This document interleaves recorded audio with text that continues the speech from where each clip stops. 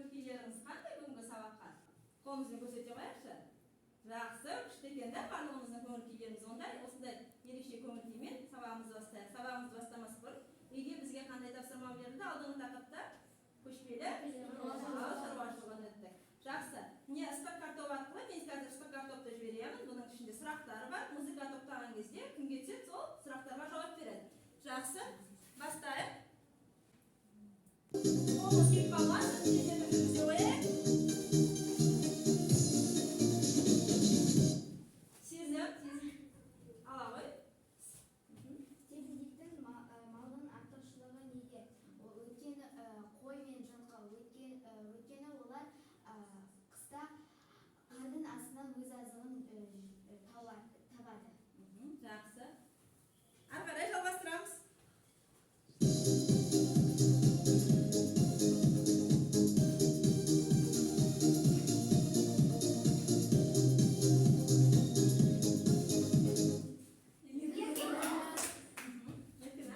Картопқа қалғын ашайын ғой. Көшпелілер төрт түлік малдан қандай өнімдер алған? Сүт, қымыз, шұбат, айран. Тағы несін? Одан басқа тағы нелер бар? Қандай өнімдер? Еті да, төрт түлік малдың етін аламыз, терісін аламыз да. Одан не істейміз? Киімдер тігеміз да. Жақсы, жарайсың, Еркеназ. Ары қарай жалғастырайық. Менің туған жерім, тәуелсіз бір елім. Не давай жауапты?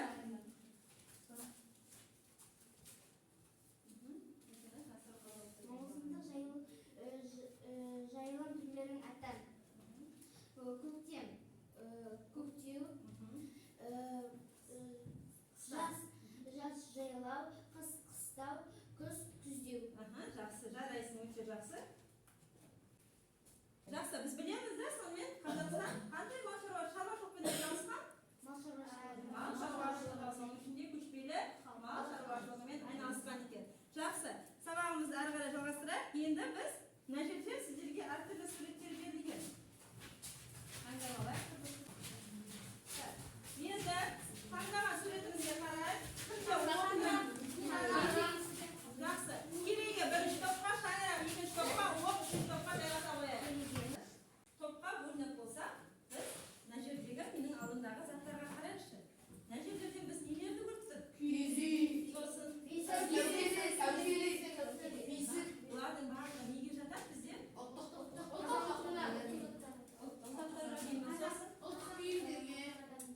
Бұл ұлттық қолөнердің барлығы не болады бізде? Мәдениетіміз да, біздің қазақ халқының мәдениеті. Мәдениеттің өзі нешеге бөлінеді екен? Екіге бөлінеді, материалдық мәдениет және рухани мәдениет дедік та біз. Енді материалдық мәдениетке біз жатқызамыз нелерді? Заттарды да, қолмен саялатын барлықты. Ол киіз үйіміз бола ма, ол сәндік қолданбалы өнеріміз бола ма, тағы не болады? Ұлттық аспаптарымыз бола ма, бұлардың барлығы материалдық. Ал рухани мәдениетке не жатқызамыз? Батырлық жырлар, дұрыс айтасың. Ән күйлеріміз да біздің, өлеңдеріміз, ақындарымыздың жазған жыр шумақтары, бұлардың барлығы біздің рухани мәдениетімізге жатады екен. Жақсы, ендеше тақтаға назар аударайықшы. Мына тақтадан біз қандай суреттерді көрдік? Так, біреуіміз тұрып айтайықшы орнымызда. Не көрдік? Бұрынғы замандағы адамдардың үйлері. Дұрыс айтасың да? Ежелгі адамдардың өмір сүрген баспаналарын көрдік. Бірінші не көрдік? Екіншісі ал үшіншісі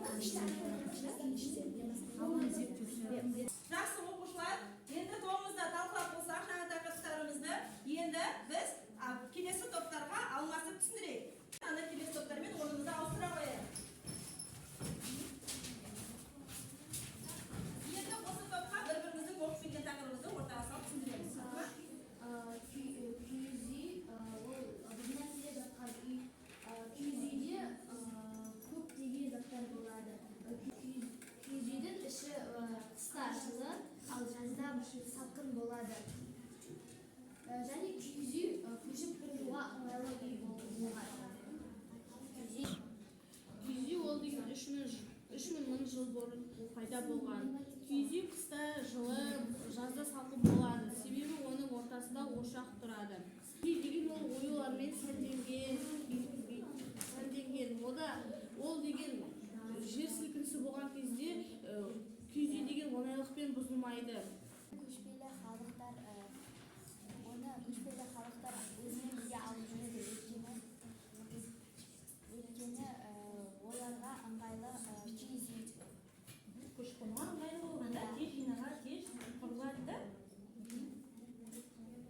Олар малына байланысты көшіп қонады, себебі олар малдары, олар жем, сулар бітіп қалған кезде басқа жерге барып қоныстанады.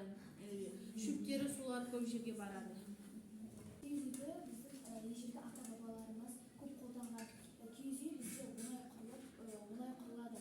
Киіз үй бізде ағаштардан және оны безендіргенде ою өрнектерден безендіреді. Киіз үй осыдан 3000 жыл бұрын пайда болған. Және де әр үйде киіз үйде керегенің әр бөлігін қанат деп атайды. Мысалға, қараша үй 3 қанат болады, қоңыр үй 4 қанат болады, боз үй 5 қанат болады тағы. Ақ орда 10 қанат болады, алтын орда 30 қанаттан болады. Сабақта түсіндірген дұрыс па ма сіздерге? Түсінікті ма?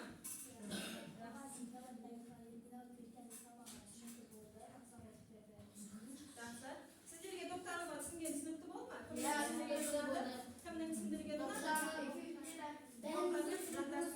жақсы болды дейсің ғой, алады. Жақсы. Жарайсыңдар балалар. Енді өздеріміздің орнымызға қайта қояйық, өз тобымызға бара қояйық. Жақсы. Сонымен біз киіз үйдің түрлерімен қараймыз. Киіз үйдің түрлерімен таныстық да, қандай түрлер болады екен? Неше қанатты киіз үйлер болады екен? 6 қанатты, 8 қанатты, 5 қанатты, 5 қанатты, 12 қанатты дейді да. Киіз үйдің түрлері бар екен. Сонымен қатар киіз үйдің бөліктерін білеміз бе? Неше бөлікке бөлінеді екен?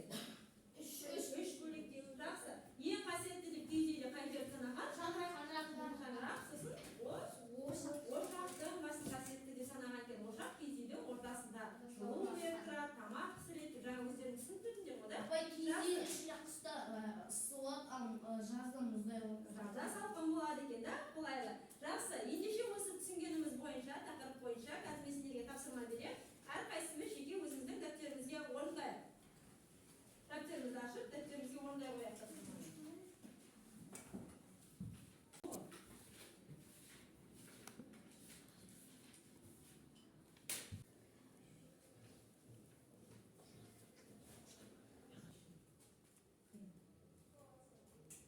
Тапсырманы орындап болсақ, қазір мен тақтаға жауаптарын шығарамын.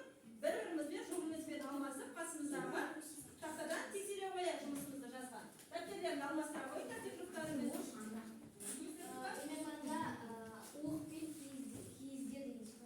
Екеуінің орнын шатастырып. Жақсы. Стоп, сіздерде қалай?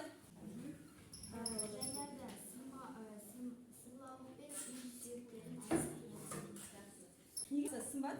Айшада барлығы дұрыс. Айша барлығын дұрыс орындаған екен. Жақсы, жарайсың. Айша жақсы айта ғой. Әлбете қате бар ма? Барлығы дұрыс па? Жақсы. Ендеше бізде келесі тапсырма. Тақтаға қарайық. Киіз үйді тігу ретімен, сандармен белгіледік. Бірінші бізде кім шығады екен? Бірінші топтан жандар шыға қойшы. Бірінші қайсысын орындаймыз? Тақтаның жанына жаза қой. Олардың ішінде ең бірінші киіз үйді құрған кезде нені орындайды екенбіз? Керегені байлау. Керегені байлау дейді. Жақсы. Жазайық, қазір тексереміз сосын, иә? Керегені байлау.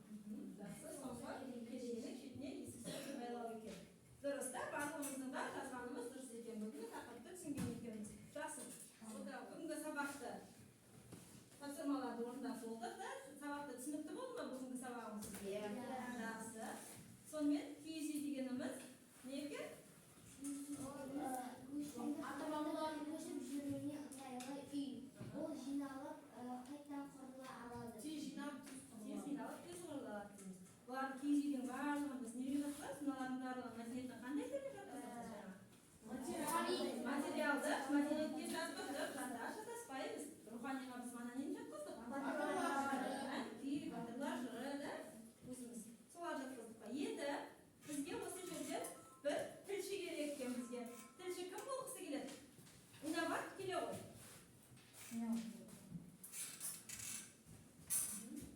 Сен тілшінің кім екенін білесің ғой да? Иә. Жақсы. Тілші болып, онда сен сұрақ қоя ғой, иә, оқушыларға бүгінгі сабақ бойынша түсінгендерін. Бізде сыйлық тастап кеткен екен, сол сыйлықты оқушыларға таратамыз. Hocam bugünkü осы өткен сабақ ұнады ма? Маған бүгінгі сабақ өте қатты ұнады. Маған ұнаған жері ол әр топқа өзіміздің оқыған және күйзі туралы айтқаным ұнады. Әр топқа барып түсіндіргенін ұнап тұр ма бүгінгі сабақта? Жақсы, жарайсың. Сен бүгін жақсы қатыстың деп ойлайсың ба?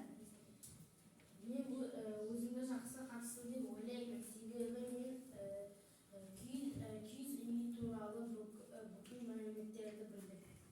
Бүгінгі сабақта саған қандай тапсырмаларды орындаған қиынырақ болды? Мен үшін барлық тапсырмалар оңай болды. Себебі бізде барлығымыз ежелгі күйіз үй жайлы білуіміз керек деп ойлаймын. Барлығымызға оңай болды деген ойлаймын. Сезім, саған бүгінгі қоятын сұрағым, білгім келетіні, сен бүгінгі сабақтан не түсіне алдың? Мен бүгінгі сабақтан күйіз үй туралы ақпараттар көп білдім. Және де осы сабақта көптеген сұрақтар күйіз үйге байланысты болды. Келесі сабаққа қандай ұсыныс айтар едің? Оқушылардың пікірлерін тыңдадың ғой енді. Бүгінгі сабақ маған қатты ұнады. Мен келесі сабаққа арнайтын ұсынысым тағы осылай топтық жұмыс жасап, бірлесіп, тағы қызықты сабақтар өткізгенді ұсынар едім. Жарайсың, Инабат. Тілші қызметін жақсы атқардың бүгін, да? Жақсы. Ендеше